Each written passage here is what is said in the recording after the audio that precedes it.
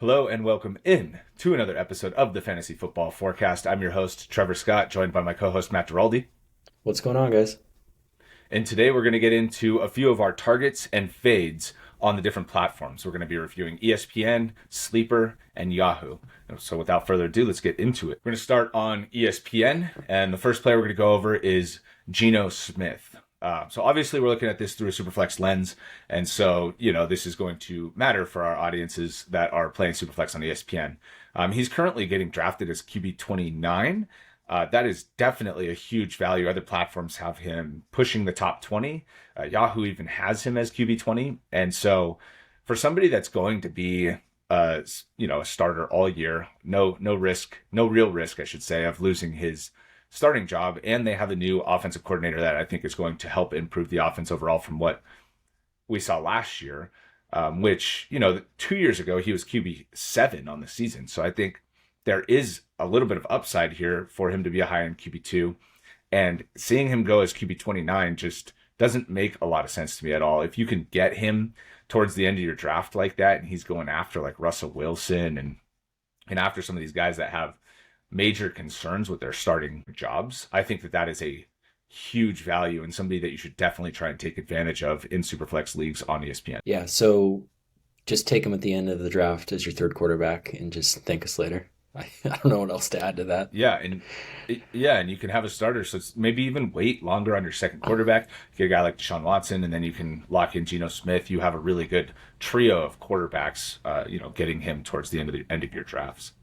The second guy we have on here is Devin Singletary. He's going as running back 36 on ESPN, which is 6 spots behind our rankings. And, he goes significantly higher than that on the other two platforms we're going to talk about. So he's definitely a very strong target there. We expect him to be the starter, expect him to have a passing game role. And I really think that this is a huge value, somebody that you could easily plug in as your RB2 if you start hero RB or zero RB. Yeah, and the offense is more or less going to be running through Malik Neighbors as well as Devin Singletary. And there's 4 other teams that have 2 taken ahead of him. Like, even if maybe he's not the long-term answer at the end of the year and one of the younger guys does step up, like, he's someone I would feel comfortable starting at least the first few weeks just based on the volume. Yeah, and the Giants have so many vacated rushing attempts. Saquon and Breida both gone.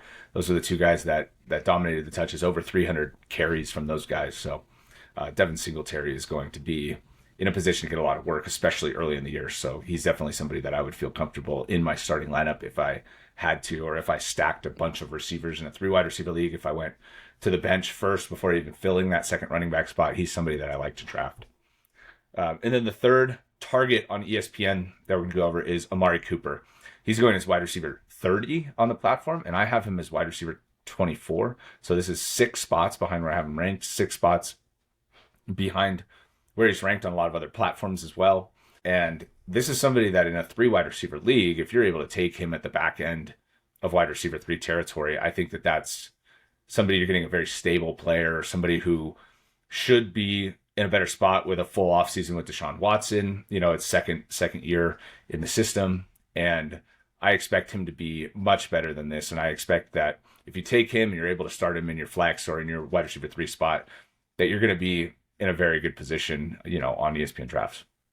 Yeah, that team is going to run a lot of plays and they're going to throw the ball a lot. And, whether or not you believe in Jerry Jeudy's, Cooper's still going to be the locked and loaded number 1. So definitely someone, like you mentioned, that I would be targeting in ESPN. Yeah, I also think he's somebody that can get you off to a hot start too, because Nick Chubb isn't going to be back and Jerome Ford is going to be the lead back. I expect Chubb to start on PUP. So the first 4 weeks, at least, I think Amari is going to be featured in the offense, and I think they're going to lean on him heavily. So to see him down at wide receiver 30, I think is a pretty big surprise to me. I would definitely try and figure out a way to get him. And, maybe even on that platform, you end up waiting an additional round and you can still get him because of where he's ranked. All right, and then we got 3 fades listed here on ESPN, starting with the quarterback position. We got Aaron Rodgers at QB 14. This feels way too high. He's 4, 5, 6 spots ahead of rank on Sleeper and on Yahoo.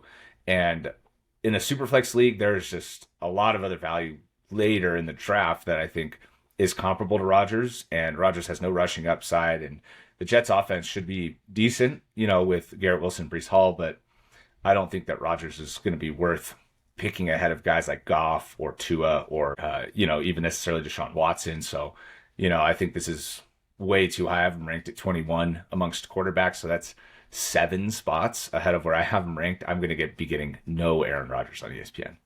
Yeah, the only thing I have to add there is I've been fine taking him when he's in that 19 to 23 range, but not here. Like, come on. Yeah.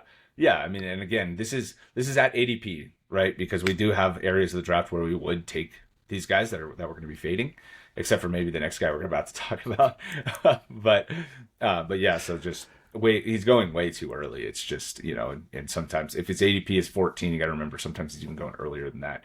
And I think this is a reflection of one quarterback rankings where people are just taking him at the end of drafts over some of the other players. And I wouldn't lean into this at all. I would definitely be fading Rodgers in Superflex. So the next guy we're going to talk about here, running back Joe Mixon. He's going at RB 11.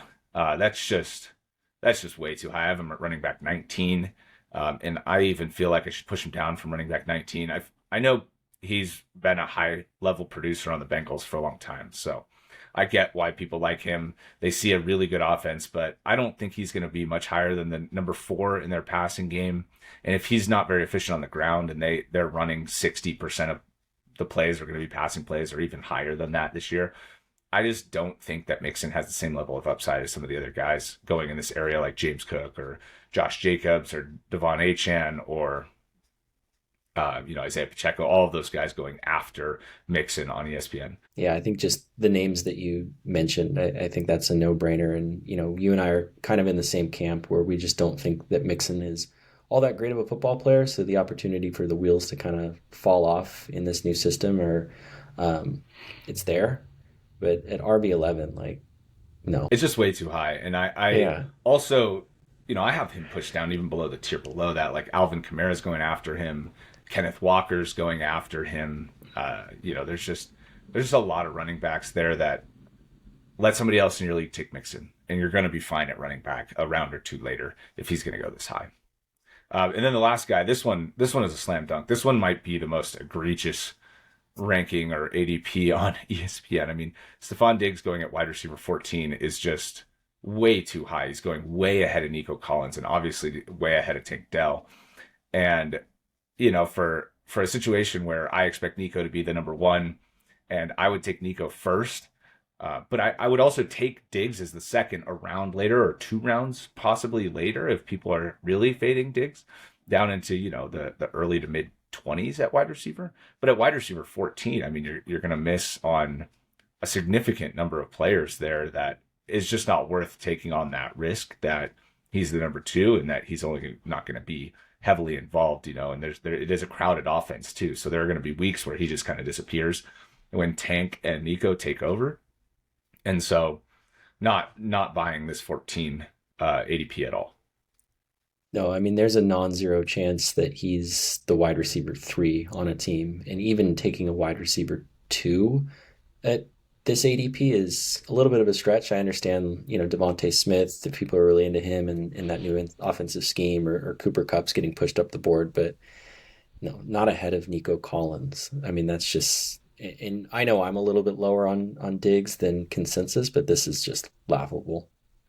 Yeah, and I'm not behind Diggs on consensus, by the way. I have him at wide receiver 20. I feel like I had him pretty aggressively ranked, and to see him up at 14, I'm just like, dude, what are we doing here?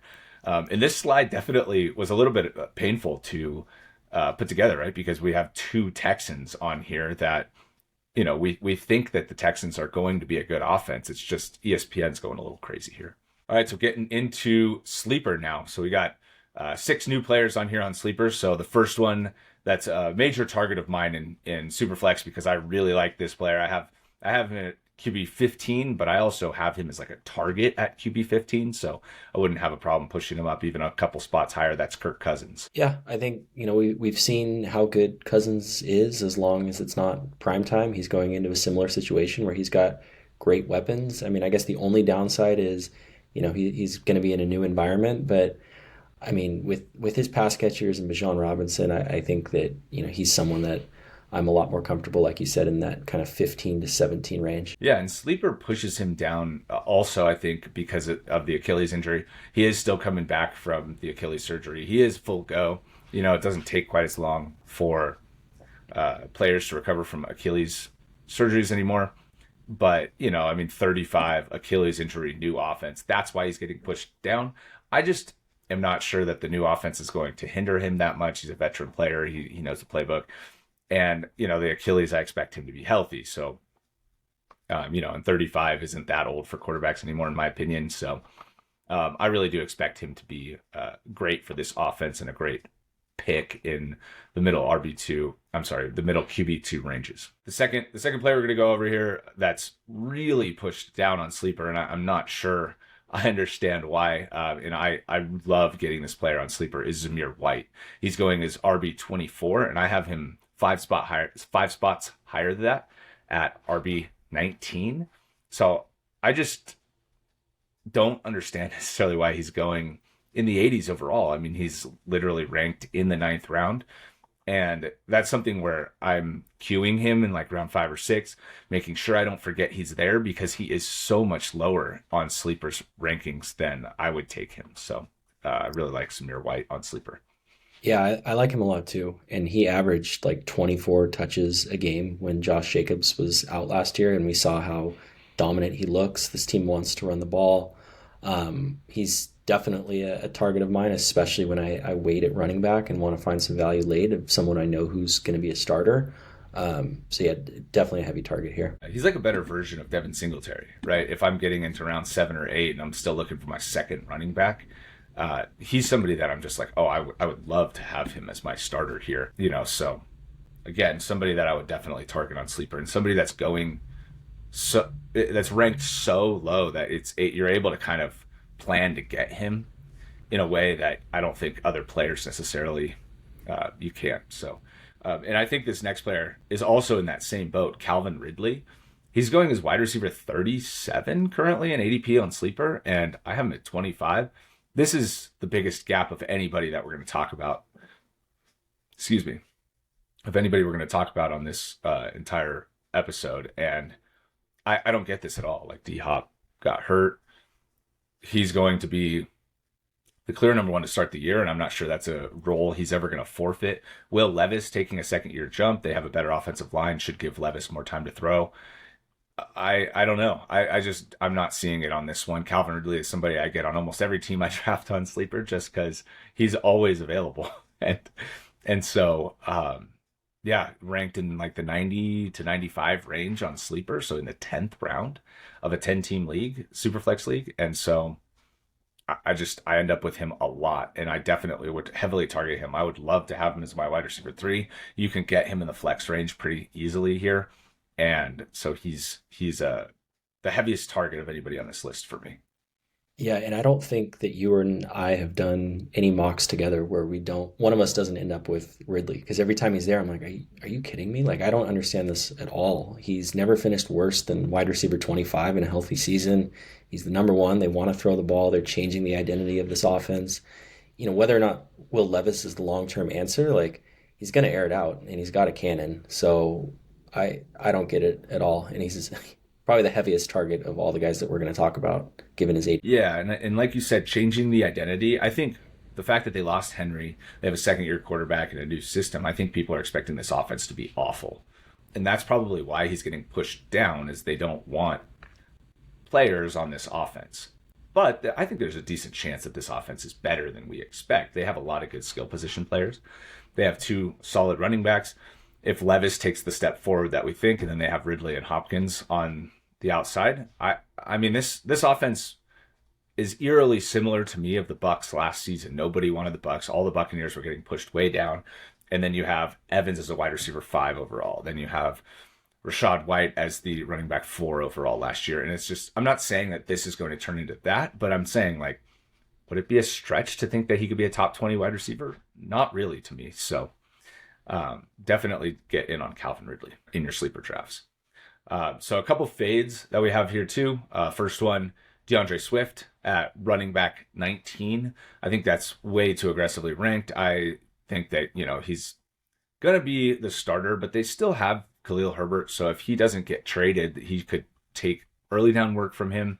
And there's just a lot of mouths to feed again on this offense from a pass catcher standpoint. They have the three big wide receivers with DJ Moore, Romo Dunze, and Keenan Allen. And so that leaves the passing game limited for Swift, and also Caleb Williams is a decently mobile quarterback. He's not going to take off and run like the best rushing quarterbacks will, but I could see him ending up with 300 to 350 rushing yards, which isn't exactly a statue. So Swift, I think this is way too aggressively ranked. I would probably push him outside the top 25.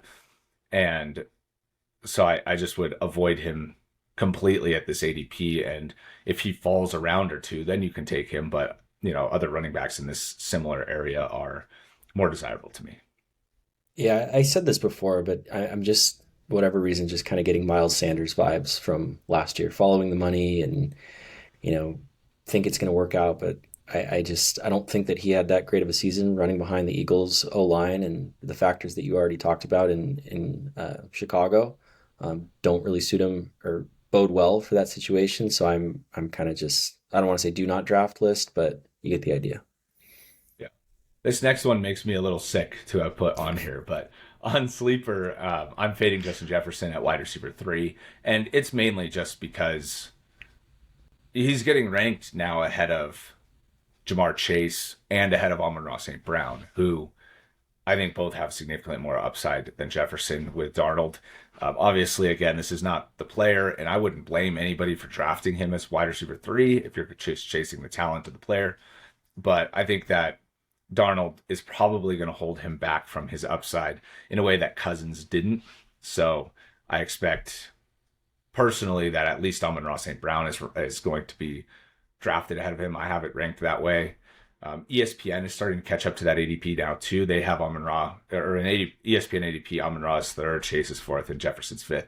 So I just wanted to highlight that on Sleeper, that you pull up the ADPs and he's going to show up 3rd. I still wouldn't follow that personally. And I wouldn't be surprised if people start to move him below AJ Brown either. I'm not there yet, but I can see that being more of the conversation than St. Brown versus Chase at that point, kind of moving into that next tier for J. Yeah. So just take note of that. If you like JJ, not to say he's a do not draft at all, just at that specific ADP, I would fade him. And, I think that means too, if you have the 7th or 8th pick in your drafts, there's a chance that you might be getting Jefferson, so that's probably the spot I would take him, or hope later in the first round, if you have a late first round pick, that's who you can be targeting. Excuse me. And then the last fade on Sleeper is Kyle Pitts. This is about the easiest one ever. He's at tight end 6. I don't think he has any business being there. I have him at tight end 8, maybe even tight end 9 behind Ferguson. So this is a tier too high. And so for that reason, he's just a major fade. If somebody in your league is going to take him here, that just means the tight end value gets significantly better later in the draft after he gets picked, right? You got Engram probably going after him at this point. You have Kittle going after him probably if he's getting drafted at tight end 6. And that's just, my personal opinion on it is that's just setting whoever takes him at 6 up for failure. Yeah, and I've got Ferguson over him at this point. I think I have him, which makes him tight end 9 for me. And if he has a great year and it looks like he's going to continue that next year, and I have to pay a higher price for that, that's fine. But I'm kind of just sick of having Pitts and not being, you know what I mean? Like, that's a perfect way to say it. Yeah, I'm not going to pay for it until I see it. Yeah. Yeah, like if he goes off this year, that'll be awesome for whoever takes him. And, I'll be more open to taking him next year. I'm not doing it until I see it, though, because he's been a drop the last 2 years, and that's just brutal. It's brutal if you take a guy this high that you think is going to be a set it and forget it tight end, and then you have to go to the carousel anyways. It's just not worth it. So, all right. And so we're in agreement there in a big way. Okay, so we're going to go over to the last platform here, Yahoo. And the first player here, this may be a little bit of a homer pick because I think there's a lot of people that maybe agree with this ADP, but Justin Herbert going as QB19 is just such a good value in Superflex leagues. I mean, we all know he's one of the best quarterbacks in the league. I get that they're going to be a running offense, but they also have a much improved offensive line, and I think that's going to help give him time to get the ball out. And I just expect his efficiency to go up in this offense. And if he's killing it through the air, there is a chance that they kind of adjust the volume to, match how well he's playing. So QB 19 is just way, way too low. I have him as QB 12 still. And, I can understand QB 14, QB 15, you want to push up, a couple of the rookies maybe above him, or if you want to push up, Jared Goff above him, I can get behind some of that, right? Good offenses or high upside rookies, but all the way down to 19 just is not at all something that I'm even going to consider. I'm going to be drafting him at QB 19 every single chance I get. Yeah, I would love to get him as my second quarterback at QB 19. And I think that people that are just so bought into the narrative about just running the ball, like this isn't Michigan versus Indiana, right? Like they're going to be playing tough teams. Like I understand that there was a game where Corum, I think, rushed like 34 times in a row or something against Penn State. It's like you can't do that in the NFL. Like, yeah, they want to establish the run, but they want to be an efficient offense and they want to win games. Like, I don't know. I'm kind of over hearing about that, and the people that are saying push Kamani Vidal up because he's, whatever. I like Not Herbert Vidal. this year. God. Yeah, I know. And like keep in mind too with this, right? They say they want to run the ball. They're talking about running it effectively too. And if they run the ball 50% of the time, that would have led the league last year. So like, how much more could they possibly run it, right? I mean, they're not. I don't think they're going to exceed 50%, and I don't. Even if they do, it's not going to be by much. And so Herbert's volume should be still good enough with his level of efficiency that I'm expecting to make him an effective fantasy quarterback. All right, so getting into the second guy here, I like Saquon Barkley. This one is kind of whatever because it's running back 7, so he's still going very early, but I have him ranked as running back 4, so I think there's quite a bit of value there because I think there's an opportunity to possibly get him an entire round later or, 6-7 picks later. So if you can wait on Yahoo and get Saquon, say, in the second round of regular leagues or in the third round of Superflex leagues, I think that's something that you want to take advantage of on Yahoo and maybe try and mock and plan to get him as the 7th quarterback and see what your teams look like in the situation where he falls that far. Yeah, I know people are kind of afraid about the tush push at the goal line, but didn't they have some weird anomaly last year where like Swift got tackled at the 1 like 6 times or something? Yeah, or like more. Yeah. Yeah, just some like absurd thing to happen. And I think, when they're on the 3, they're going to try to pound Saquon in, and he's very good at that, especially with their offensive line. So I've got him at 5. I still am holding on to Jonathan Taylor ahead of him. I know you and I disagree quite a bit on that, but at 7, like, yeah, I'm all in on Saquon. Yeah. And, the tush push, well, obviously that's been very effective. So they could stick with it. But there's also a chance that with a much improved running back talent that they just give him the ball. And Jalen Hurts scored 15 rushing touchdowns. Like, if Saquon even gets 3 of the 1-yard touchdowns over the whole season, on top of what he's expected to score from outside the 1, that's going to be something where Swift scored 6. So if he would have had 9 last year, it would have been a lot different story, I think, for him. So I think Saquon is in a position to score quite a few touchdowns anyways, regardless of the tush push, and the Eagles offense is going to be scoring like crazy. So I really like Saquon this year. Last target in Yahoo is Michael Pittman. He's going as wide receiver 19. I have him ranked as wide receiver 14, so 5 spots. But this is still a great spot to get him. And the reason I want to highlight him here is he'll fall in Superflex leagues into the 5th round. And that is where I feel like he's an awesome value.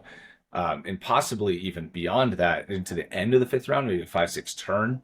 And so the fact that he is able to kind of get through some of those difficult areas of the draft, or if he's ranked at 14, he's going to be the top player available for, multiple picks if he's going to make it there on other platforms. So somebody's going to have to go down and pick him a little bit earlier, which is what I would do on Yahoo. But I think that makes it so during your drafts, he will possibly be there, not be the top player, just pick over pick to get to that spot. And so I really like targeting Pittman in Yahoo. Again, probably a 3rd round pick in non-Superflex leagues, but more of a 5th round pick in Superflex leagues. And do we have an update on the Josh Downs injury situation? Not yet. He's still Okay. out.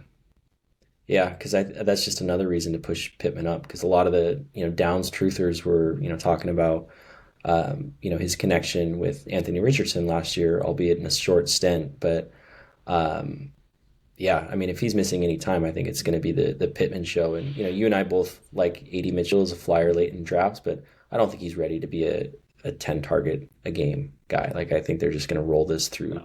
Pittman, JT, and Richardson. Yeah, and I don't even think that AD Mitchell is ready to be like a 7 target a game guy. I Yeah, mean, he's got to grow from there. But yeah, so Downs will come back. Downs is going to be the deep threat, but a lot of people were saying how Pittman and Downs had similar target shares when Richardson was on the field. I think that was just because it was such a small sample size. yeah. Richardson never really got fully into the offense and everything. So I really like Pittman. I expect that he's going to be well worth a pick at wide receiver 19. All right, and then we got 3 fades here. This first one is somebody that we've talked about a ton, so let's try and wrap this one up quick. But Jayden Daniels at QB 12 is just way too high. I understand from a one quarterback perspective taking him here. He's got a lot of upside, rushing. If it works out, that's awesome. You have a starter. If it doesn't, then you can just cut him. There's no consequences basically at QB 12 in a one quarterback league. Now in Superflex, you're picking him as a high end QB2 and somebody that has to be a starter for you, somebody that has to work out, or your team is going to be in a world of hurt. Starting a QB 24, Will Levis, a Derek Carr. So I think this is just too high. It's way too rich for my blood. Like the fact that he's going 7 spots ahead of Justin Herbert is just not something I can comprehend. And so for that reason, I'm just going to be fading him quite a bit. Yeah, nothing else to add. Just the format makes all the difference being super flex for him. Yeah. The next guy, I know it's going to hurt you a little bit to see his name on here, but Derrick Henry at running back 6, I think is just a little bit too high, right? I mean, he's one of the guys that gets pushed over Saquon, and that's just not even that close to me. That's like the beginning of tier 2 versus the end of tier 3, so it's very significant difference on those two for me. So I had to include him here because I understand the volume upside, I understand the touchdown upside, but I think the receiving game is limited, and pushing him all the way up to running back 6 feels to me like you're just drafting him at his ceiling. And so for that reason, I'm not going to be taking him there. I would hope that he falls at least a few running back spots before I'd consider taking him, after Travis Etienne, after Kyron Williams, after Saquon Barkley. So that's kind of Yeah, how I feel about that. yeah. I mean, I love Henry, but at RB9 or around that area, not 6. Yeah, and the difference, just in superflex leagues, right? This is running back 9. You can get at the beginning of the 4th round, so you can kind of fill in some of your other spots, and then get a running back that you feel comfortable with as your top option, right? As your first running back. And in Yahoo, that player's like Travis Etienne, who I'd much rather have. So that's where I'm going to wait to draft the running back. Here, you have to draft him at the 2-3 turn, or maybe in the middle of the 3rd round, which is just too rich for my blood. I feel like you can go quarterback, or there's a lot of good receivers. That's where the top 2 tight ends, Laporta and Kelsey, are going. So it's just, there's a lot of other players and a lot of other directions, draft strategy wise and roster construction wise, that I would prefer to go with. And then the last player here, this one also is somebody that I really like. I felt like I was going to have ranked pretty far ahead of a lot of people here because I have Mike Evans ranked as wide receiver 13, but even still, wide receiver 11, that pushes him up a tier and into a territory where you're drafting him over like guys that I really, really like. So I just don't know that he's going to be worth pushing all the way up to 11. Like he's going to go ahead of Brandon Ayuk. That's just not something I can get behind. So what do you think on Mike Evans? Yeah, I agree. I like Evans. I think I have him a little bit lower than you do this year, but looking at Yeah. wide receiver 11, like that might be over Olave in Yahoo, and I'm just not going to do that. I think Evans is great, but I do think the touchdowns will come back to earth next year. But yeah, not at 11. Yeah. And like coming back to earth on the touchdowns can be 10. Like even Yeah, if he scores 10, that's coming back to earth for him. And if he scores 8, which would be great, that's like gonna change his outlook a lot. So I do expect Chris Godwin to be better this year than he was last year. I mean, I'm not sure he could have had a worse season than he did last year. Touchdown wise, he only scored 2. So I think the distribution there will be at least a little bit more even, and that'll lead to Evans being pushed down quite a bit further than this. And I say this every time. I like Jalen McMillan. Like I think he's going to be a solid, not a fantasy guy, but he's going to take some targets away, and that scares me a little bit. Yeah. All right, and with that, thank you so much for watching. We look forward to seeing you in the next one.